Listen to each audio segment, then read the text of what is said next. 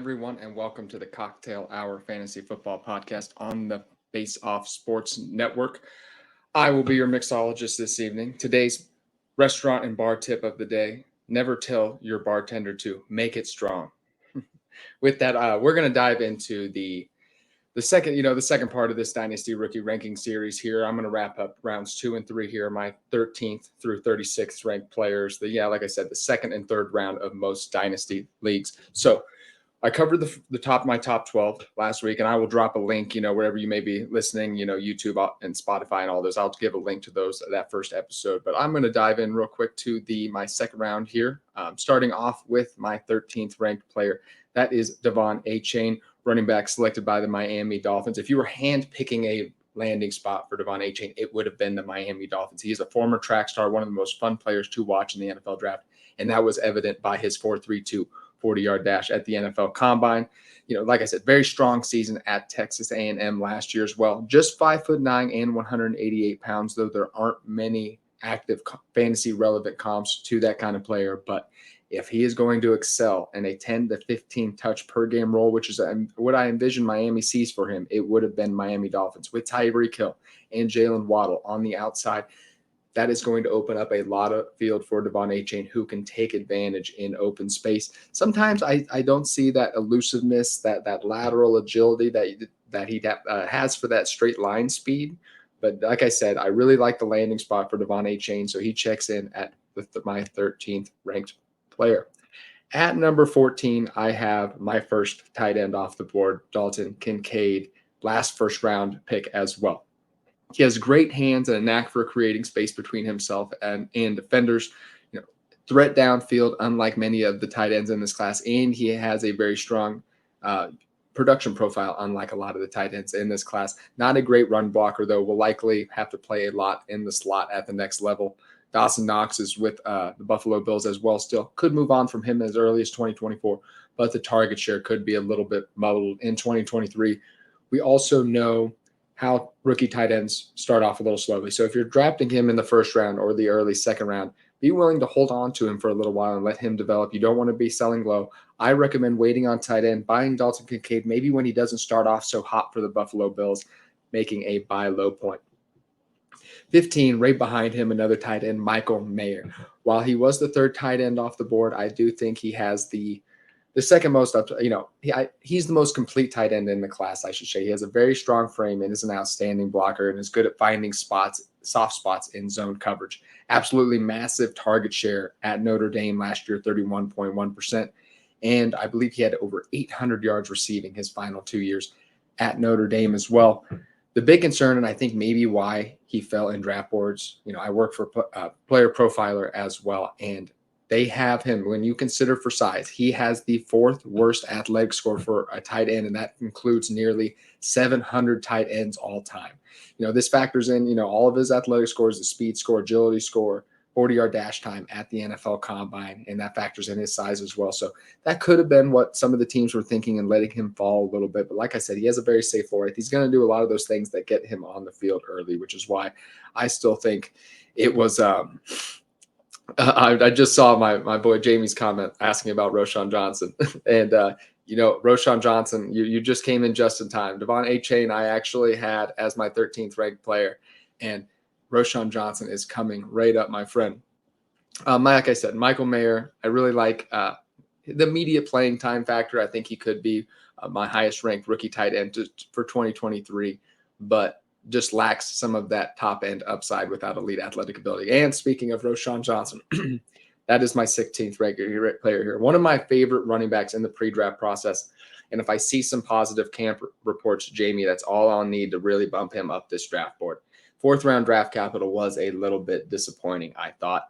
But this is a complete player playing behind Bijan Robinson at Texas. So he didn't get to showcase that skill yet, but he has a very strong frame, great vision, great at breaking tackles, shredding off defenders. So playing with Khalil Herbert and Deontay Foreman next year, if you don't like that landing spot, you weren't going to like any landing spot. These are NFL backfields. There's going to be competition everywhere.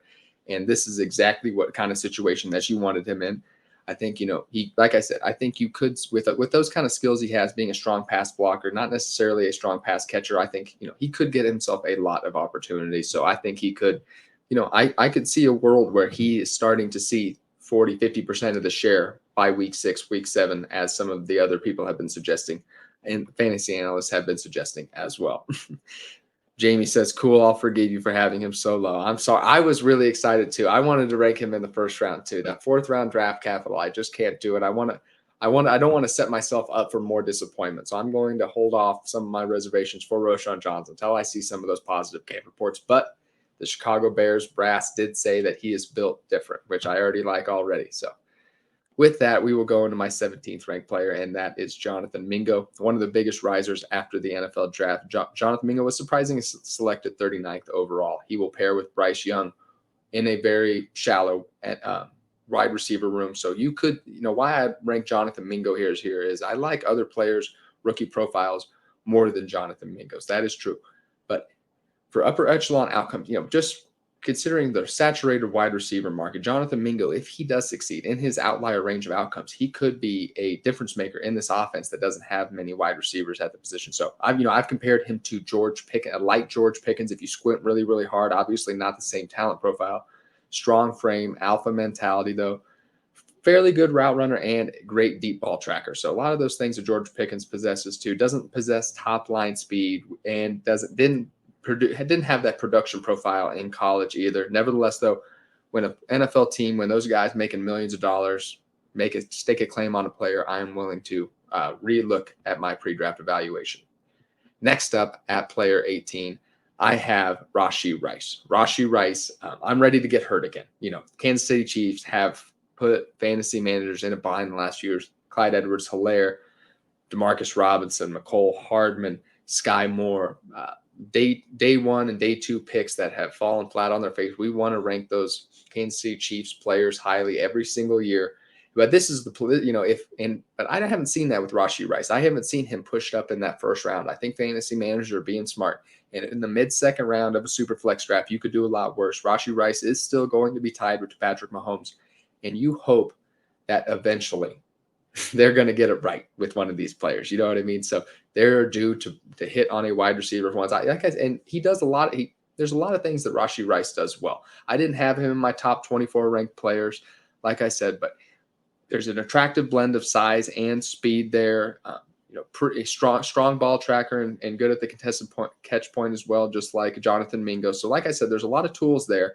I'm just interested to see what the Kansas City Chiefs coaching staff saw in him, with some of the players still left on the board that I liked a bit more, like Marvin Mims, who that's perfectly actually leads into my next ranked player, Marvin Mims, Denver Broncos. I like the player Marvin Mims more than Jonathan Mingo, more than Rashee Rice. One of my favorite prospects in the pre-draft process. Star at the NFL Combine, can play a little inside, can play a little outside, outstanding against man coverage, and had a 96th percentile breakout age in college. So this is elite territory there.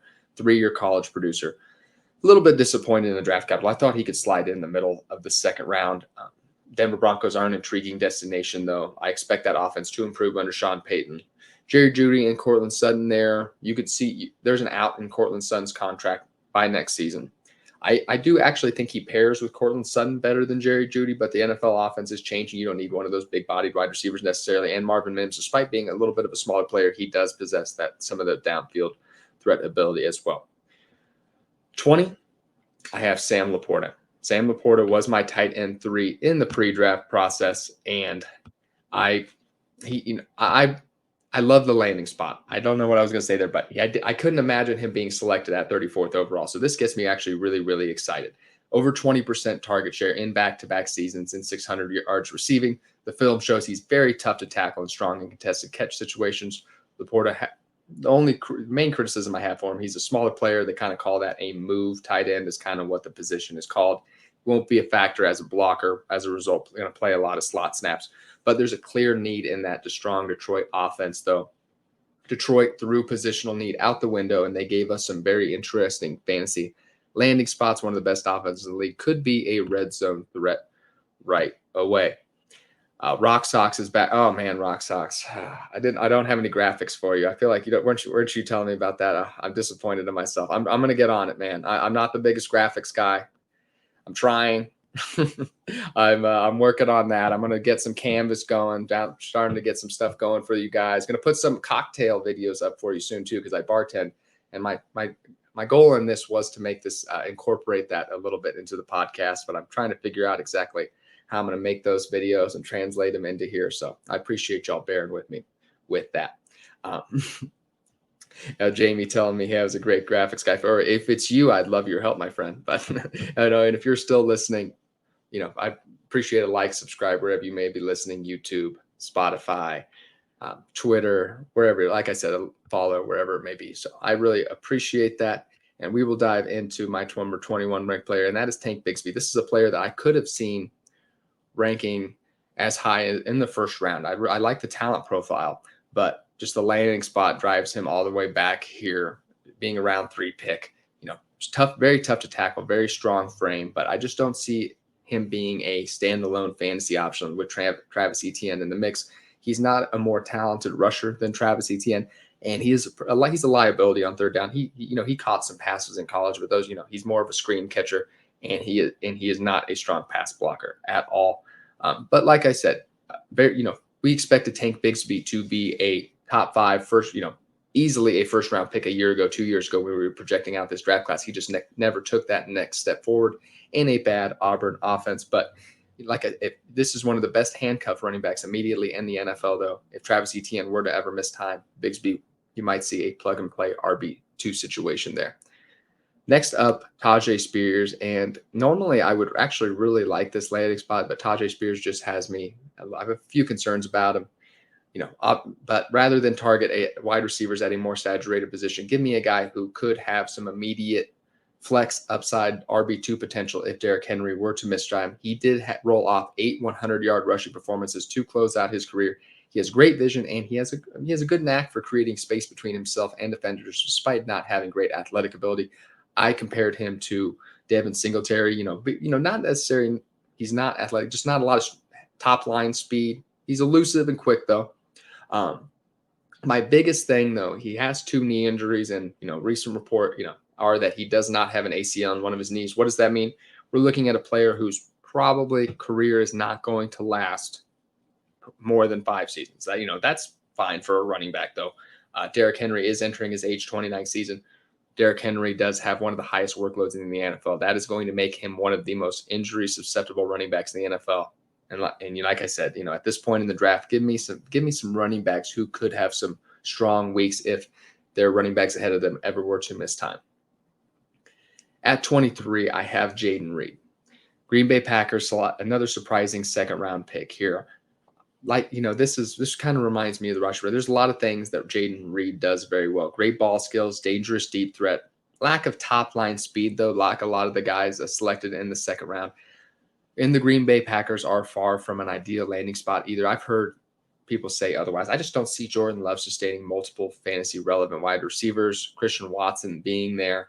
I just want to see what this Green Bay offense looks like. There are still 2 talented running backs in the fold there. This is going to be a very, very run-heavy offense. As a result, it's just like the wide receiver. There's so many good wide receivers. Where are we putting Jayden Reed in our dynasty rankings already?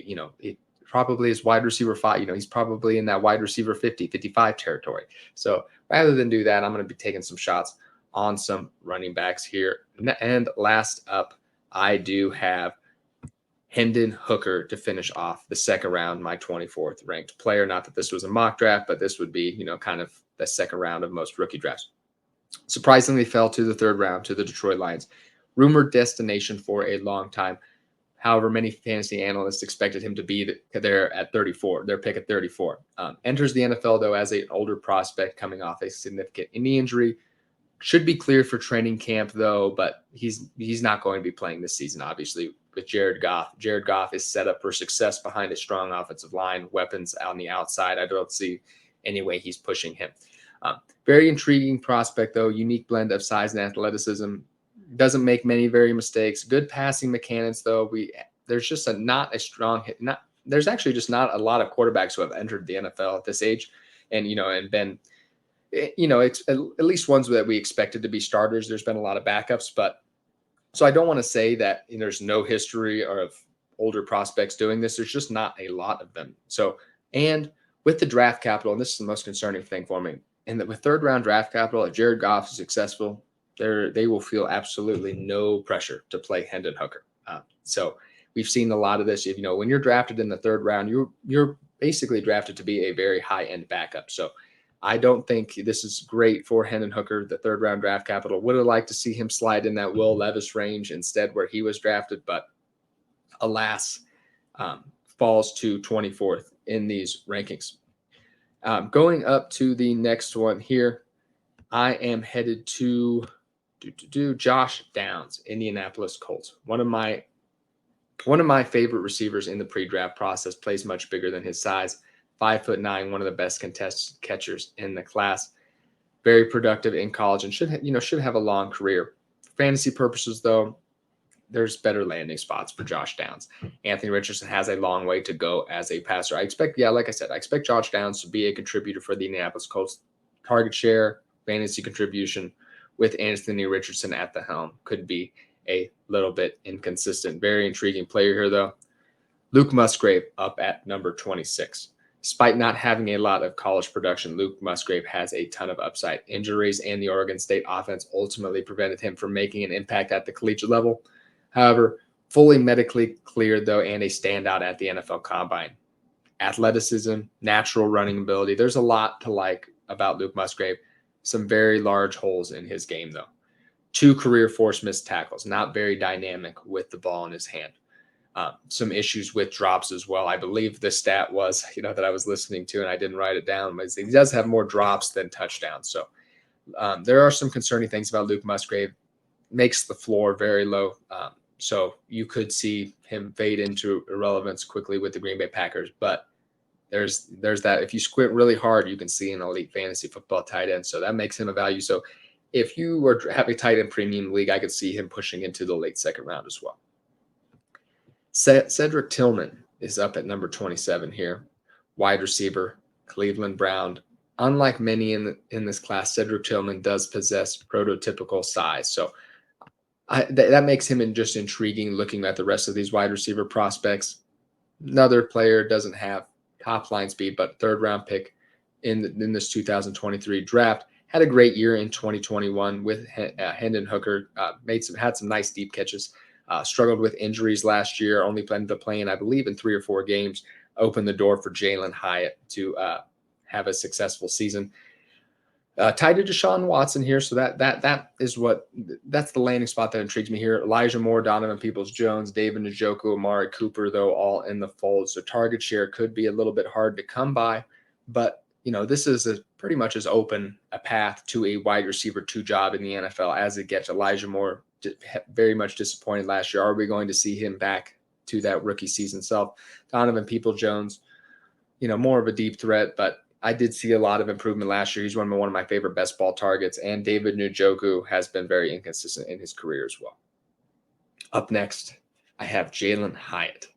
Beneficiary, as I said, of the Cedric Tillman injury last season. He was the best wide receiver for the Tennessee Volunteers in 2022.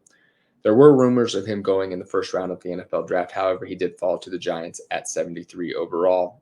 Burner and a deep threat, doesn't possess elite categories or skills in many other territories. So that's kind of why I expected him to fall. Could be a more valuable player in an NFL offense.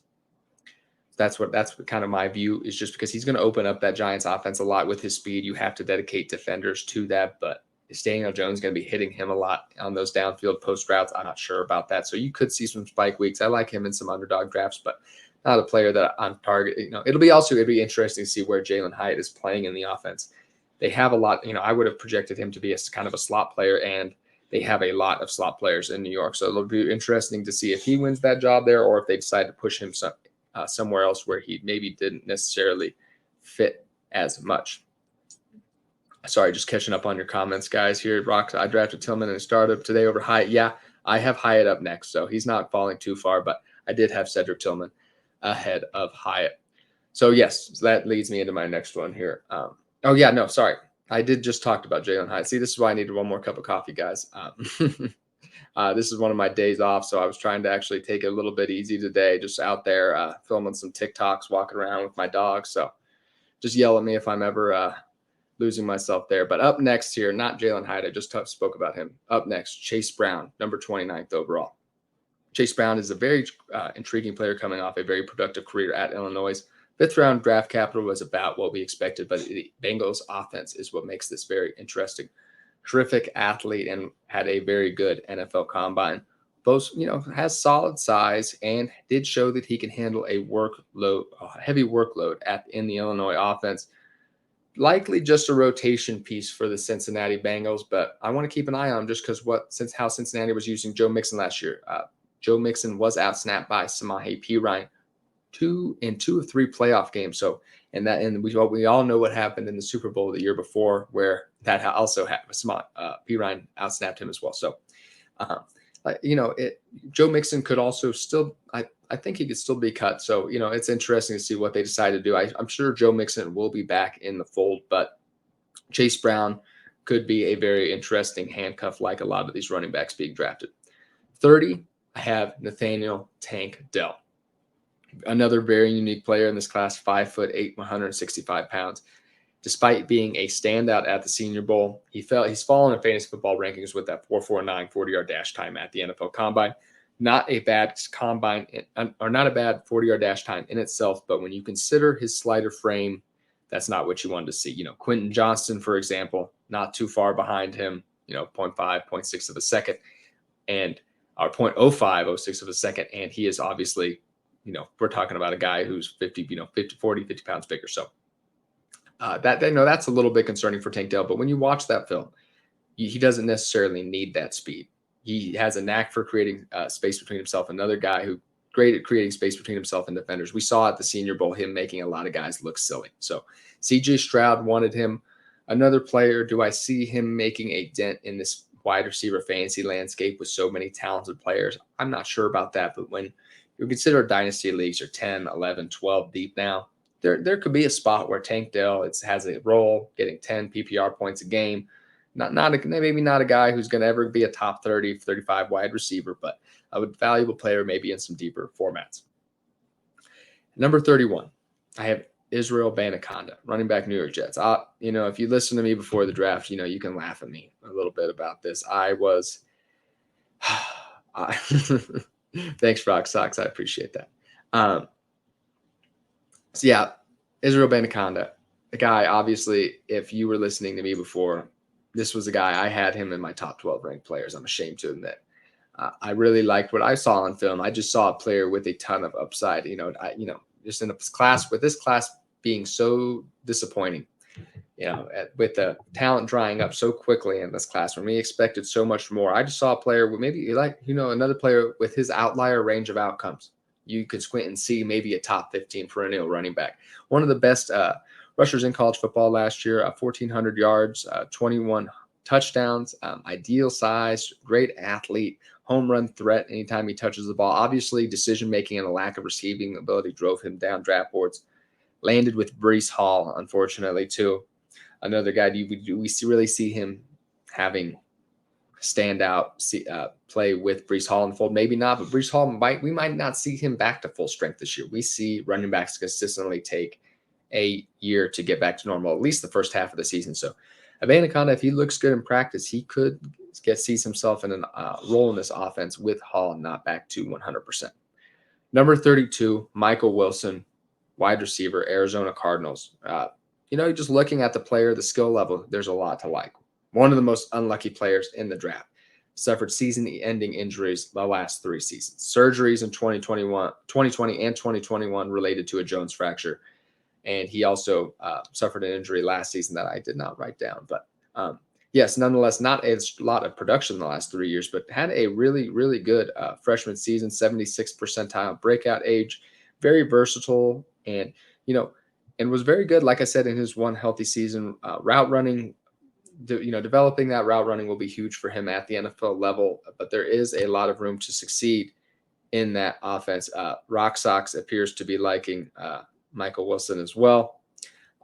I just wish we would have got to see him a little bit more. I think this is a guy who, considering he had third round draft capital, coming off of this many injuries, we obviously see that the NFL thinks he's a very big talent as well. Next up, Luke Shoemaker, tight end, Dallas Cowboys. This wasn't the guy I expected to talk about, and that's why I had to shake off the name there for a second. I thought just looking over the board, he wasn't somebody I studied a ton. I didn't have him as somebody I'd be targeting in rookie, 4 or 5 round general rookie drafts. I thought he'd be a day 3 pick. Although, I was looking back and seeing that a lot of people, he was sliding up those draft boards up before the NFL draft. A great landing spot. I just didn't expect him to go there. Strong size, adequate route runner, has all the tools to be a solid route runner take it to the next level too. Isn't very prolific after the catch or at the contested catch point. We saw Dak Prescott elevate what was thought to be not a high-end fantasy contributor in Dalton Schultz, though. So Shoemaker could have a role early. And, if you were handpicking a spot for him, it would have probably been the Dallas Cowboy offense. Next up here, I have Kayshon Boutte, and we can argue about the name all day. This is fun every time I bring this up. Every time I talk about him, everybody, because he's Louisiana, wants to say Boutte, but my guy Cody Carpentier, who goes everywhere, attends the NFL Combine, attends the NFL Draft, and he's boots on the ground. He's talking to all these guys. It is Boutte apparently, and I was saying it wrong for a long time too. It is Kayshon Boutte. For the New England Patriots. This is a player who, as a freshman at LSU, could have been the wide receiver. People had him as a potential wide receiver 1 in this draft class. Fell to 187th overall in the 6th round. Despite possessing a lot of natural ability and a stellar breakout age, there's some mental hurdles to cross here. Off the field issues, a lackluster approach to route running in 22 caused him to fall down draft boards. So those combinations are probably holding him back a little bit, but there's not many wide receivers after Juju Smith-Schuster in this offense. This is a very interesting pick. I saw a lot of players in the 5th round that I had hardly even studied or heard of drafted ahead of him. So I thought that was a steal by the New England Patriots in the 6th round. So that was a very good pick here. And I don't usually say that about very many New England Patriots picks. We are going to wrap up these rankings. And if you're still listening, if you wouldn't mind leaving a review, Spotify, YouTube, Apple Podcasts, it means so much. I'd really appreciate it. Last 2 here, I have Eric Gray, running back, New York Giants. Eric Gray struggled to gain traction at Tennessee, but is coming off an outstanding final season at Oklahoma. 1,593 scrimmage yards, 10.8% target share, effective route runner, good vision at the line of scrimmage. While he isn't a top-line athlete, I think he could be the number 2 running back for the New York Giants right away. Going to slide right into that rotation. And given Barkley's workload and injury history, Gray could be a very interesting handcuff option. Last up, I don't know how good. It's hard for me to envision this guy having any fantasy success consistently, at least. But Deuce Vaughn, Dallas Cowboys. It is not often that you see a player with 1,900 all-purpose yards available at the end of the 3rd round. That is crazy of a rookie draft. But Deuce Vaughn, outlier, being the shortest player to ever be measured at the NFL Combine, 5'5", 179 pounds. Terry Cohen is a very close comp size-wise. That is, and he did have a PPR RB1 season, I believe, according to one of my co-hosts on the SGPN show. I'd have to look. I didn't look back and double check him on that, but if that's true, that is pretty crazy. But that is one outlier outcome that hhappened that I wouldn't count on necessarily with Deuce Vaughn. A lot of things had to set up for that to happen. Darren Sproles isn't even a very accurate comparison because Darren Sproles is a lot bigger than him too. Incredibly skilled, though, in the pass and the run game. Great football player, but that will just make it hard for him to succeed at the NFL. Not even a bad BMI necessarily. So I don't know. It's very interesting for him to say because at 179 pounds, that's actually pretty big for 5'5". So very fun player, though. So if he somehow gets a role in that offense, it will just be too much fun rolling Deuce Vaughn out there. So with that, everybody, I'm going to wrap it up. Thank you for joining me as always. The usual crew, Rock Sox, Jamie, Rock Sox. I'm gonna get working on the graphics and things like that. I'm gonna try here, get some fun videos, get some stuff on the screen for y'all to look at. I usually, if I have, I try to get some of the put the picks and the rankings in the comments. But when I do these podcasts by myself, my brain doesn't work fast enough to be typing and talking all that at the same time. So I'm going to work on that for you guys. But thank you again for joining me, everyone, and have a great rest of your night.